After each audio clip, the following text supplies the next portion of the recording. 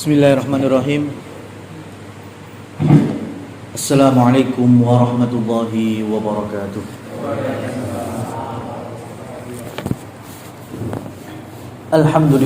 Alhamdulillahi rabbil alamin. Wa bihi nasta'inuhu ala umurid dunya waddin. Asyhadu an la ilaha illallah wa asyhadu anna Muhammadan abduhu wa rasuluh. Qala Allah Ta'ala ya ayyuhalladzina amanu taqullaha haqqa tuqatih wa la tamutunna illa wa antum muslimun, amma ba'd. Jamaah kaum muslimin muslimat yang dirahmati Allah Subhanahu wa taala. Alhamdulillah pada kesempatan kali ini kita bermajlis tentunya atas karunia Allah. Fala haula wala quwwata illa billah. Berangkat dari sini tidak ada jalan yang paling utama kecuali rasa syukur kita dibangun di atas tauhid, di atas keyakinan bahwa Allah lah zat yang hanya satu-satunya yang berhak kita ibadahi. Tidak ada yang lainnya. Ini menunjukkan bahwa uluhiyah Allah harus kita pegang. Dan di antara karakter uluhiyah yang harus kita tanamkan dengan sebaik-baiknya adalah dalam permasalahan al-qasam. Apa itu al-qasam? Yaitu sumpah. Oleh karenanya di dalam kitab tauhid dijelaskan di sana ma jaa fi man lam yaqna bil halfi billah. Jadi perkara yang datang bagi siapa saja yang tidak merasa puas atau belum puas kalau bersumpahnya hanya untuk Allah, sumpah atas nama Allah. Dan itu yang terjadi di zaman Rasulullah SAW. Di tengah masyarakat jahiliyah Mekah, kemudian nanti di Madinah di sana ada orang Yahudi, di Romawi juga ada orang Nasara. Ternyata ada kesamaan. Orang Mekah mereka tidak hanya bersumpah dengan nama-nama Allah, tapi mereka juga bersumpah dengan nenek-nenek moyang.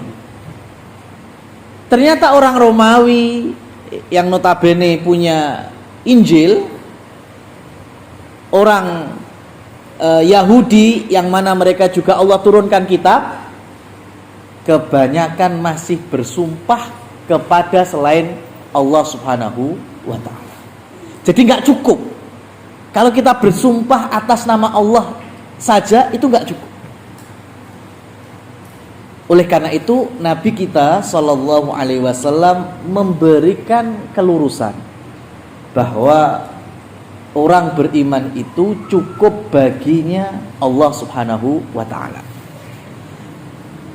Maka di dalam kitab tauhid ini dalil yang pertama disebutkan la tahlifu bi abaikum. Janganlah kalian bersumpah dengan nama-nama nenek moyang. Ini dalilnya dalam riwayat Imam Ibnu Majah. Janganlah kalian bersumpah atas nama nenek moyang. Ini jangan diartikan seperti halnya tekstual. Karena ketika Rasul Shallallahu Alaihi Wasallam meluruskan kepada orang-orang Arab jahiliyah, janganlah kalian bersumpah atas nama berhala-berhala kalian. Yang berhala-berhala itu merupakan nenek moyang mereka, seperti hanya Wallata, Wal Uzza, Wal Hubal, demi Lata, demi Uzza, demi Hubal, atau orang-orang yang sudah mati. La tahlifu bi abaikum.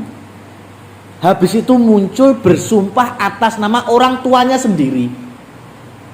Ya, enggak boleh pakai nenek moyang, berarti lek wong tua dhewe oleh.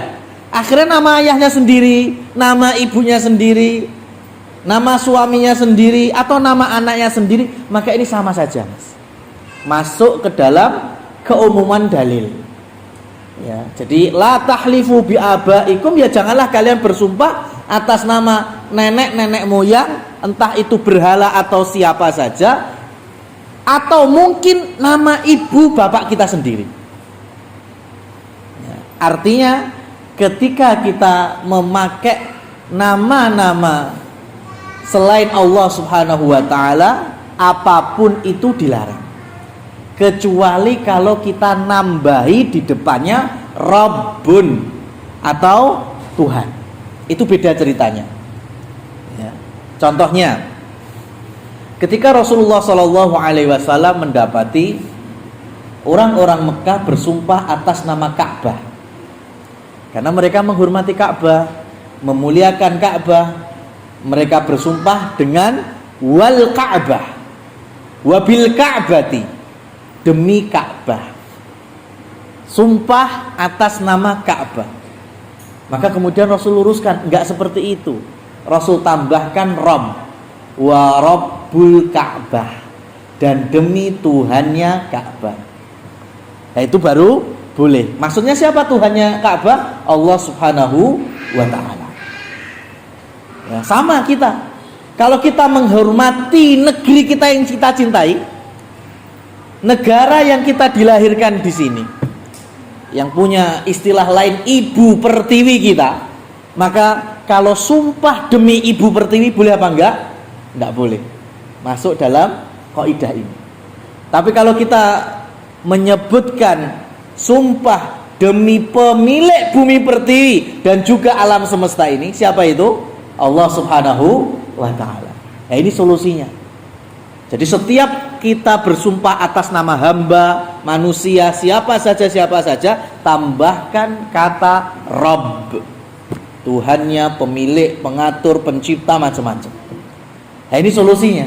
Tetapi yang lebih baik daripada itu, qasam, langsung diucapkan lafaz Allah Subhanahu wa ta'ala. Demi Allah, ya.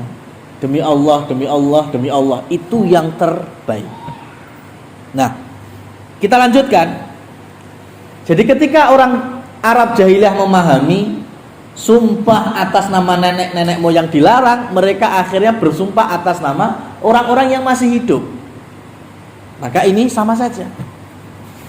Ibarat ketika ada pedoman, ya, ketika kita diminta untuk membersihkan wadah atau baskom, wi'a. Wi'a itu tempat wadah air biasanya, yang telah dijilati kalb, anjing. Ya, ada wi'a yaldahuhul kalbu, yang sudah diendus-endus dan dijilati oleh anjing. Maka kita harus membersihkannya. Salah satu mazhabnya yaitu dengan 7 kali, dan salah satunya dengan pasir itu. Nah, hadisnya memakai apa? Wi'a. Wi'a itu kita kenal dengan istilah wadah baskom atau tempayan. Ya.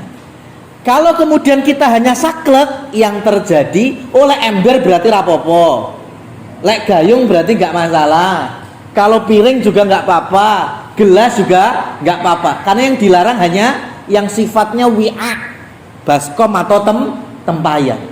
Berarti selain baskom, selain tempayan nggak masalah. Nggak seperti itu pola berpikirnya. Apa saja yang telah dijilat oleh kalbun alias anjing, maka kita wajib mensucikannya, membersihkannya. Begitu pula ketika Rasul sallallahu alaihi wasallam bersabda, la takhlifu bi abaikum, janganlah bersumpah atas nama nenek moyang. Demi nenek moyang siapa, demi nenek moyang siapa, artinya bersumpah selain dengan nama Allah, maka terlarang.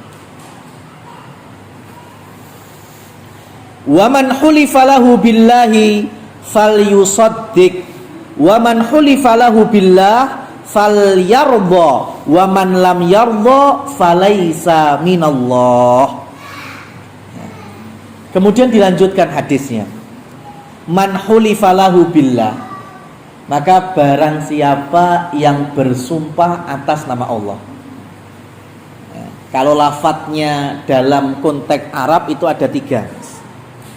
Lafadz bersumpah itu ada 3. Yang pertama adalah dengan wallahi. Jadi menambahi waw sebelum lafaz Allah.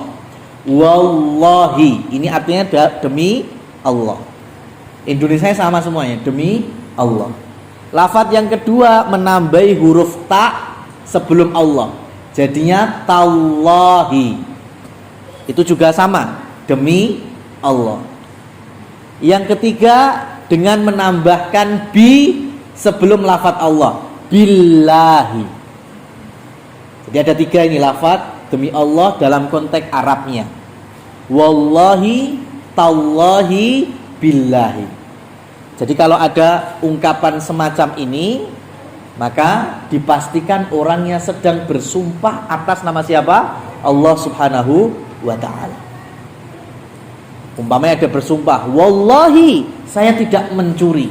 Berarti bersumpah atas nama Allah, saya tidak maling. Billahi, saya tidak berlaku curang. Berarti demi Allah, bersumpah atas nama Allah kalau dia tidak melakukan kecurangan. Wa man hulifa lahu billah, maka siapa saja yang bersumpah atas nama Allah. Berarti kan sudah ada tauhidnya. Ya, sudah bertauhid. Fal yusaddiq, maka orang yang mendengarkannya harus membenarkannya. Harus membenarkannya. Cuma ini kemudian nanti para ulama ada penjelasannya, Mas. Jadi siapa yang sudah bersumpah atas nama Allah itu harus dibenarkan atau dijujurkan. Kapan ini? Ketika sedang ada persidangan.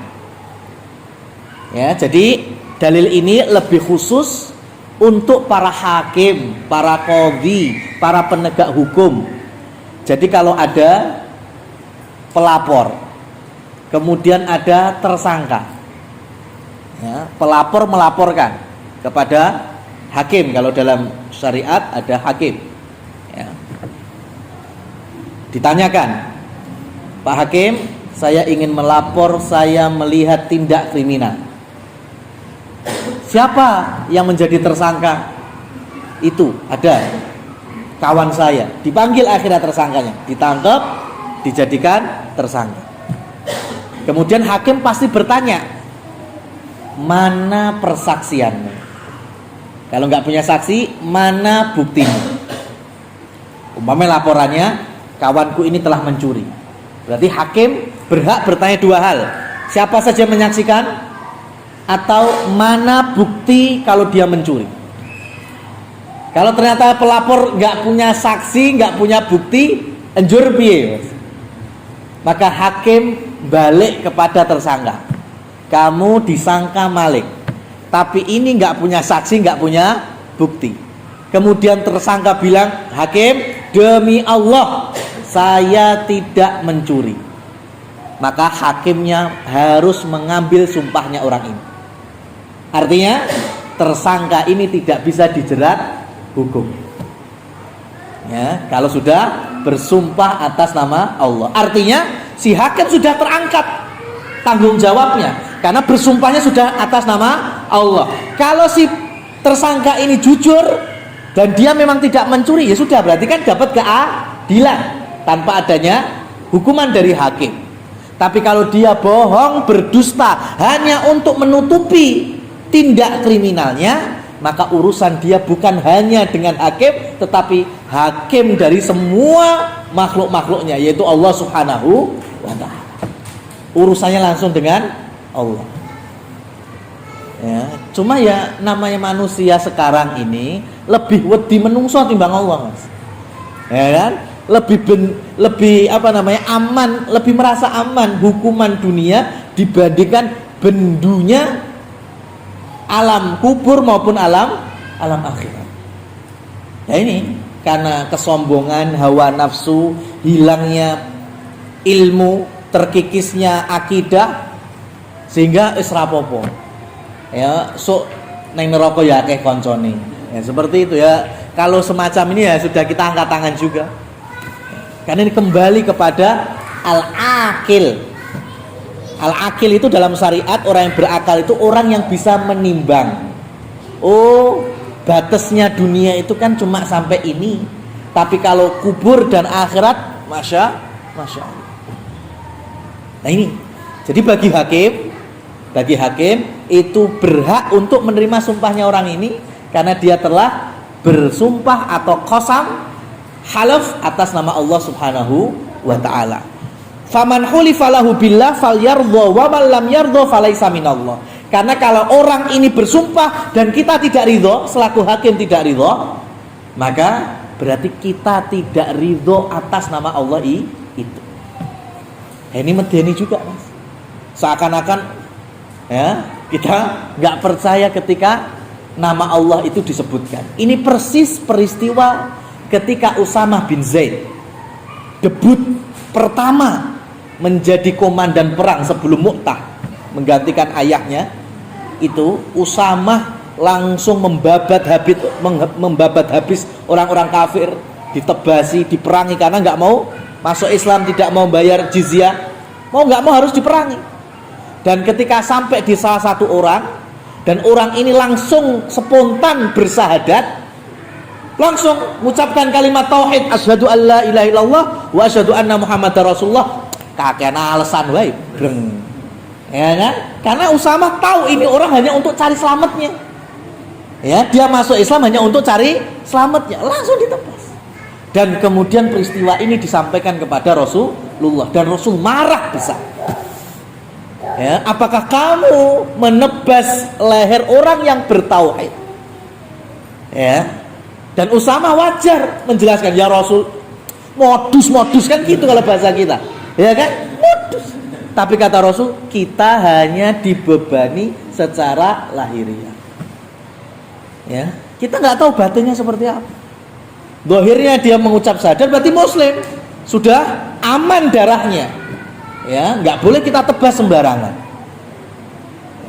Maka dari sini sebetulnya syariat Islam, masya Allah, sempurna dan detail sekali, Mas. Detail sekali. Nggak sembarangan. Maka tadi ditanya dulu pelapor, ya, punya bukti? Nggak punya. Punya saksi? Nggak punya. Lihat terus sampai lapor gimana? Ya saksinya cuma saya tok. Ya nggak bisa. Maka ditanya, apa kamu benar melakukan? Enggak. Dan ternyata dia bersumpah tidak melakukan, ya sudah diambil sumpahnya, dibebaskan. Ya, karena kita menilai dari lahiriah. Nah, ma'asyiral muslimin wal muslimat rahimani wa rahimakumullah tabaraka wa taala. Tapi ada perbedaan ketika kita berada di dalam muamalah.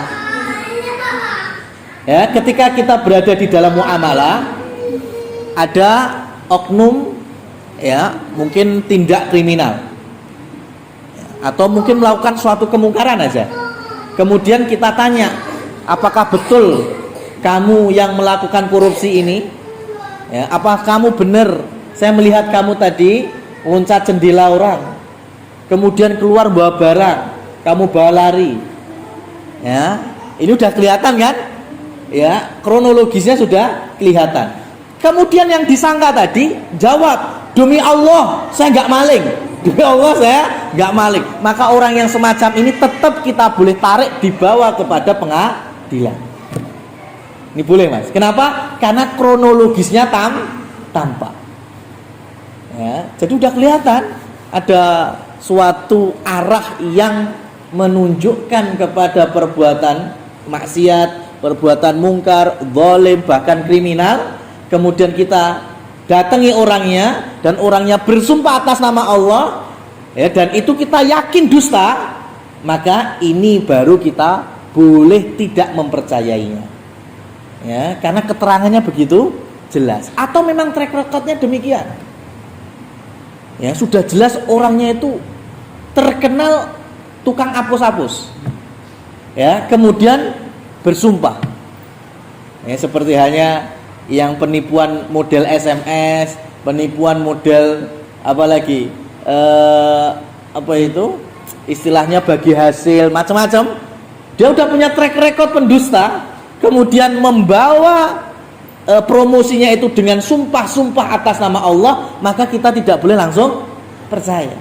Karena apa? Track recordnya ini. Ini harus bisa dibedakan. Kalau sumpahnya kita melalui lisan kita wajib atas nama Allah Subhanahu wa ta'ala. Tapi kalau kita mendengarkan sumpah dari orang, siapa kita? Kalau kita hakim, maka tadi ya kebijakannya. Tapi kalau kita bermuamalah, interaksi sosial, maka ya kita lihat-lihat. Kalau orangnya memang orang-orang yang baik, orang yang soleh, ya, orang yang soleh, kemudian tiba-tiba didakwah, kemudian dia bersumpah atas nama Allah, ya sudah kita ambil. Biasanya dia baik kok. Tapi sebaliknya, orang yang track recordnya buruk bersumpah atas nama Allah, ya jangan langsung dipercaya. Nah, ma'asyiral muslimin wal muslimat rahimani wa rahimakumullah tabaraka wa taala. Kemudian dilanjutkan dalil berikutnya, yaitu man halafa bi ghairillah faqad kafara au asyraka. Siapa saja yang bersumpah atas nama Allah, maka dia telah masuk pintu kekufuran dan kesyirikan. Jadi selain Allah, Mas, mau demi ayahku, demi ibuku, demi Rasulku, demi Jibril, demi siapa saja, kalau itu bukan Allah, maka masuk dalam konsep dalil ini. Ya, demi suamiku, demi anak-anakku. Bahkan ada riwayat yang lain bil amanah, demi tanggung jawab. Dia tanggung jawab apa? Umpamanya punya tanggung jawab ngurusi masjid. Ya, demi amanahku ngurus masjid ini, ya, aku bersumpah. Tetap nggak boleh. Demi kursi jabatanku ini, ya, tetap nggak boleh. Ya, hanya boleh satu lafaz atau satu konsep, yaitu mengarah kepada Allah Subhanahu wa ta'ala. Nah, dari sini berarti ketika kita menyebutkan bahwa sumpah harus kita kembalikan kepada Allah, berarti di situ ada konsekuensi, tidak sembarangan dan tidak bermudah-mudahan. Karena orang-orang yang bermudah-mudahan dengan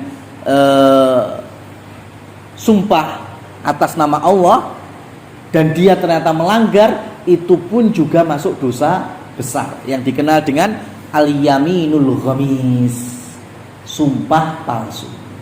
Dan itu bagian dari dosa besar. Ya, di urutan yang pertama dalam salah satu riwayat, dosa besarnya adalah al-isyraku billah, syirik. Kemudian uququl walidain, durhaka kepada orang tua. Kemudian qatlun nafsi bi ghairi haqqin, membunuh tanpa atas dasar yang hak. Dan yang keempat langsung al-yaminul ghamis, ya, bersumpah palsu meskipun itu atas nama Allah. Yang tidak atas nama Allah masuk syirik, yang atas nama Allah tapi palsu masuk dosa besar. Dari sini kemudian para ulama memakruhkan kita untuk sedikit-sedikit bersumpah. Ya, titik-titik sumpah, titik-titik sumpah, meskipun itu sumpahnya atas nama Allah. Jadi hati-hati. Ya, kalau bisa diperlukan sumpah baru kita sumpah. Kalau nggak perlu ya nggak usah, untuk membuktikan kalau orang mukmin itu orang yang jujur. Orang kalau sudah dikenal jujur, kan nggak perlu disumpah lagi. Ya, track recordnya jujur kok, nggak pernah bohong, nggak pernah dusta. Ngapain sumpah? Seperti Rasulullah Shallallahu Alaihi Wasallam sebelum jadi nabi sudah dikenal jujur. Ya, jadi Nabi ngomong nggak perlu sumpah. Orang sudah tahu bahasanya dikenal tidak pernah berbohong. Tapi memang pada suatu saat ketika kita jadi saksi atau kita diminta persaksian, mau nggak mau kita harus bersumpah, maka nggak apa-apa kita bersumpah. Ma'asyiral muslimin wal muslimat rahimani rahimakumullah tabaraka wa ta'ala. Kemudian dari perkara ini ada juga pelajaran yang sangat berharga, yaitu ketika kita diminta oleh syariat menjaga lisan. Menjaga lisan dalam arti urusan kita kepada Allah. Karena lisan kita bisa mengantarkan kepada kekufuran. Jadi sebetulnya ketika ulama sudah ngasih pakem, ya, pakemnya kita hidup di dunia, pedomannya Quran, kemudian aplikasinya bagaimana Rasul Shallallahu Alaihi Wasallam, itu sebetulnya simple-simple. Cuma kita mau nggak mengilmui. Kalau kita mengilmui sebetulnya mudah, nggak berat agama ini. Yang berat itu memang ketika kita sudah nggak punya ilmu, godaan semakin banyak, ya itu. Ya. Kan kalau kita udah terbiasa jujur, nggak perlu bersumpah. Kalau bersumpah sudah atas nama Allah, nggak perlu sumpah-sumpah yang lain. Nah, ketika kita punya konsep, semua dari kita pasti pengen Al-Furqan 74 ada. Rabbana hablana min azwajina wa dzurriyyatina qurrata a'yun waj'alna lil muttaqina imama. Terjemahan kemenaknya gimana? Ya Allah, anugerahkan kepada kami pasangan, anak keturunan yang menyejukkan mata dan hati. Karena menyejukkan hati dimulai dari menyejukkan mata. Ya, qurrata a'yun wa ja'alna, ujung-ujungnya lil muttaqina imama. Jadikanlah bagi kami pemimpin bagi orang-orang yang bertakwa. Gini apa betul? Terjemahan kemenaknya seperti itu. Ujungnya apa? Kita memohon pemimpin untuk orang yang bertakwa. Tapi Arabnya, bahasa Qur'annya, firman Allahnya, pemimpin dulu atau orang bertakwa dulu? Imam muttaqin atau walil muttaqina imama? Yang mana dulu? Yang mana dulu? Tadi lo ayatnya tadi lo. Ya. Ketika kita minta Rabbana hablana min azwajina wa dzurriyyatina qurrata a'yun waj'alna lil muttaqina imama. Muttaqin dulu kan, baru imam. Maka ulama simpel sekali akhirnya menafsirkan, kan memang tafsirnya gini. Ya, Ibnu Abbas pun juga menafsirkan, kalau pengen pemimpin yang kalian nilai baik, maka modalnya muttaqin. Dimulai dari rumah. Kita bertakwa di rumah, insya Allah pemimpin rumah tangga baik. Ketika kita pengen di daerah kampung kita, ya soleh-soleh semua mas, baik-baik semua, insya Allah Allah munculkan lurah soleh.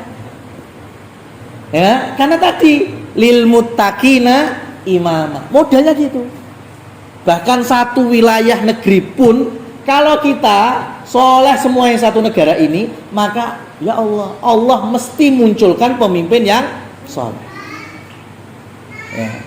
Jadi kalau kita mencederai penguasa atau pemimpin, ya, kemudian menghujat, menghina dan lain seterusnya, itu membuktikan bahwa kapasitas kita juga buruk, level kita juga nggak baik, belum soleh. Itulah kemudian pemimpin cerminan rakyat. Karena gitu. Dan kita yakin, kita wajib meyakini kalau besok kita mesti punya pemimpin yang baik. Minimal akhir zaman ada Imam Mahdi. Pertanyaan, Imam Mahdi muncul saat kapan? Masyarakatnya soleh-soleh, sudah siap untuk dipimpin sebagaimana alamin hajin nubuwah, sebagaimana metodenya Nabi Muhammad SAW. Jadi kalau model kayak kita sekarang, oh Imam Mahdi bakal muncul, ya kan? Nggak bakal muncul, karena ayatnya jelas kok. Ya simple, makanya simple. Ulama itu sudah ngasih pedoman. Walil muttaqina imam. Berarti kita bertakwa dulu, baru nanti Nabi memimpin, jelas menjadi pemimpin di mana? Di Madinah. Di Madinah rata-rata kaum muslimin, Yahudinya cuma di pinggiran. Musliminnya pun muslimin yang Masya Allah, sahabat-sahabat. Habis itu Abu Bakar. Di tengah masyarakat siapa? Sahabat-sahabat. Umar masih di tengah sahabat-sahabat.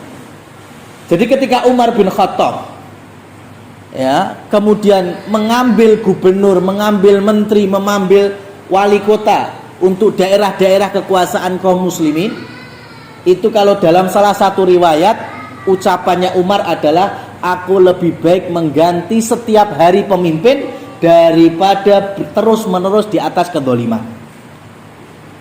Jadi pedomannya Amirul Mukminin Umar bin Khattab mimpin itu ora apa-apa bendino ganti ritek, asalkan rakyatku tidak mengalami kezaliman.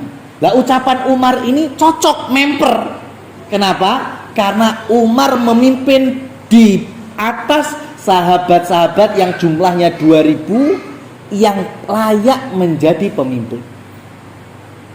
Ya, maka ada salah satu kitab terkait dengan biografi Umar itu diriwayatkan Umar itu kalau milih pemimpin merem aja nggak masalah.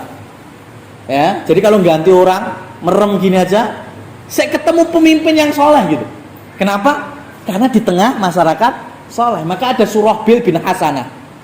Surahbil bin Hasanah ketika memimpin salah satu wilayah itu diganti oleh Umar bin Khattab. Surahbil tanya, apakah aku tidak bertanggung jawab? Enggak. Apakah aku enggak amanah? Enggak. Apakah aku mendolimi rakyatku? Enggak. Lanjur sampai ganti aku kenapa? Aku nemokne wong sing luwih soleh, luwih amanah timbang awakmu. Oh ngoten. Iya.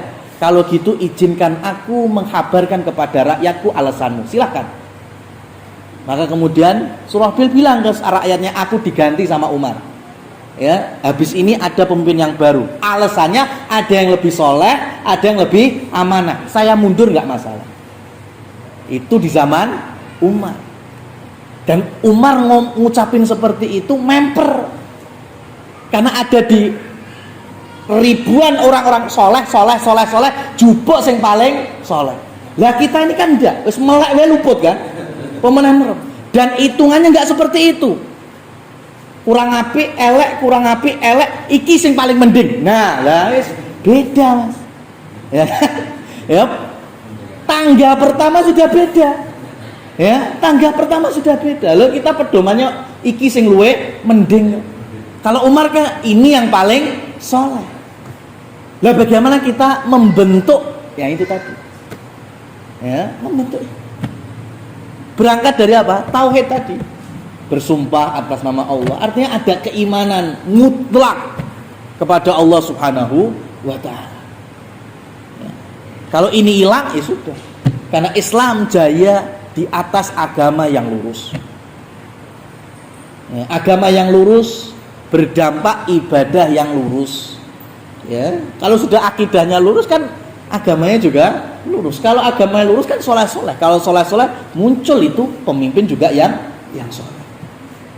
Jadi jangan kemudian kita berharap banyak kalau kita saja tidak ada perjuangan untuk mensolehkan diri, mensolehkan keluarga, mensolehkan macam-macam. Dan itu difahami oleh orang-orang yang bukan muslimin, oleh orang-orang Yahudi, oleh orang-orang Nasara. Ya, makanya ketika orang Yahudi dan Nasrani ya mempromosikan sumpah atas nama selain Allah, mereka semangat karena mereka tahu dalil ini. Karena di dalam Taurat, di dalam Injil mereka juga ada dakwah yang sama. Ya, dan salah satu ngerusaknya yang gini. Atas nama cinta, waduh, ini yang ya kaula muda ini, atas nama dirimu, atas nama hubungan ini, atas nama, masya Allah. Ya. Semuanya harus kita kembalikan atas nama Allah Subhanahu wa ta'ala. Nah, jamaah yang dirahmati Allah, dalam perkara ketika kita diminta untuk mengembalikan, ya, diminta untuk mengembalikan. Memang ilmu para ulama itu ilmu yang butuh kesabaran. Ya, karena ulama itu mereka punya isyarat ketika buku yang mereka tulis itu di depan kita. Ya, enggak sembarangan kita belajar kitab tauhid, ya, kita belajar kitab tauhid ini, ya, itu membahasnya bukan siapa Tuhanmu, ya jelas Allah, itu semua tahu. Karena di kitab tauhid ini enggak bahas itu. Rububiyah sudah selesai. Rububiyah sudah selesai. Ini versi Syekh Muhammad At-Tamimi. Yang di taate ya masalah uluhiyah. Ya, yang mengagungkan kuburan, yang mengagungkan orang soleh sudah meninggal, yang beragama selain dari ajaran Rasulullah, yang bersumpah selain Allah, atau bersumpah kepada Allah dan juga ikut yang lainnya, ya, demi Allah dan Jibril lah, itu kan ada Allahnya, tapi ya Jibrilnya ngikut. Nah ini yang dibahas, kenapa? Karena di masa buku ini ditulis, masyarakatnya seperti itu. Bukannya nggak kenal Allah, tapi mereka menyandingkan makhluk-makhluknya itu dengan Allah Subhanahu wa ta'ala. Seperti hanya ucapan di antara mereka, laulaka ma khalaqtul aflak. Kalau bukan karena engkau wahai Muhammad, maka tidak diciptakan alam semesta. Ini niatnya memuliakan Nabi atau tidak? Memuliakan Nabi. Tapi karena menyandingkan hak Allah, maka kita nggak mau. Tetap kita luruskan, nggak bisa. Rasul kita muliakan sampai di level beliau. Ya, nggak boleh lebih. Kalau udah levelnya Allah sudah. Maka sampai ada istilah Nur Muhammad. Dari mana Nur Muhammad diciptakan? Dari Nurullah. Berarti Nabi Muhammad bagian dari Allah. Iki terus apa namanya? Ya, apa namanya? Ya, bukan kita cinta Nabi, dan itu bagian dari agama kita. Ya, bagian dari. Nah itu mas, terkadang kita itu cinta tapi nggak tahu ilmunya cintanya seperti apa. Ya, sehingga kita akhirnya ya ukur melu-melu itu tadi. Ya, kita cinta sama Imam Syafi'i, mazhabnya mazhab Syafi'i, tapi kan ditanya mazhab Syafi'i sing kaya apa? Ya penting ngono. Ya repot. Ya, Jumatan kurang kawong 40, ora sah Jumatan. Syafi'i enggak bolehkan Jumatan kurang dari 40. Nah, sekarang pertanyaannya 40 itu gimana kriteria Imam Syafi'i? Bingung juga kan jawabnya? Imam Syafi'i 40 harus mustautin. Mustautin itu orang pribumi di situ atau orang yang merantau tapi sudah berpendudukan di situ. Kalau bahasa kita KTP-nya sudah KTP setempat. Enak apa ora? Ini semuanya ya seperti saya mamanya. Saya tinggal domisili di Solo, KTP saya masih Madiun. Ya, berarti versinya Imam Syafi'i saya bukan mustautin. Ya, jadi meskipun jamaah Jumat masjid sini 100, jebule yang mustautin hanya 20, ya kan? 80-nya bukan KTP sini, berarti tidak perlu Jumatan. Ayo berani apa enggak kayak gitu? Nah, ini fikihnya Syafi'i kayak gini. Ya, makanya kalau kita cinta Imam Syafi'i, pelajari ilmunya Imam Syafi'i. Imam Syafi'i Masya Allah lebih alim dari kita jelas, lebih soleh, lebih takwa jelas. Ya, tapi mayoritas ulama kan pendapatnya nggak demikian. Yang penting ada khotib, yang penting ada jamaahnya, ya, kemudian nantinya bisa jadi imam, khotibnya sudah, berarti bisa ditegakkan Jumatan. Ini mayoritas atau jumhur ulama. Lah Imam Bukhari juga demikian. Kita semuanya kenal Imam Bukhari sebagai ahli hadis. Padahal Imam Bukhari juga ahli fikih. Lah fikihnya Imam Bukhari di mana? Di judul babnya itu. Judul babnya Bukhari itu fikihnya Bukhari. Lah kita tahu dari mana kalau enggak belajar kitabnya Sahih Bukhari. Makanya Bukhari itu ketika menerangkan buka kitabnya langsung membahas turunnya wahyu Jibril ketemu Nabi Muhammad di Gua Hira, tapi dalil pertama innamal a'malu binniyat. Nyambung apa enggak itu? Enggak nyambung. Ya. Ketika Imam Bukhari bikin bab judulnya pertanyaan apakah ini apakah itu, berarti ilmunya seperti ini. Kalau enggak pertanyaan berarti seperti ini. Wah itu Masya Allah, menjadi ilmu besar sekali. Kalau kitabnya Bukhari nggak ada muqaddimahnya, nggak ada kata pengantarnya. Kitabnya Sahih Muslim pengantarnya, Masya Allah, jadi fakultas hadis. Ya, lah itu siapa kita terus? Ya, mudah-mudahnya kemudian dalam beragama, yang mereka aja darah, daging dan keringatnya semuanya di atas ilmu saja masih mau memperjuangkan agama ini, mendakwahkan tauhid ini. Lah kita dengan mudahnya sudah apa-apa, ya sumpah atas nama yang lain. Yang penting kita masih kenal Allah, kita masih ada Allahnya. Masya Allah. Nah ini jamaah yang dirahmati Allah Subhanahu Wa Taala. Dalil-dalil pertama terkait sumpah kepada selain Allah yang insya Allah akan kita lanjutkan di pertemuan berikutnya. Aku qouli hadza wa subhanakallahumma wa bihamdika asyhadu an la ilaha illa anta astaghfiruka wa atubu ilaik. Wassalamualaikum warahmatullahi wabarakatuh.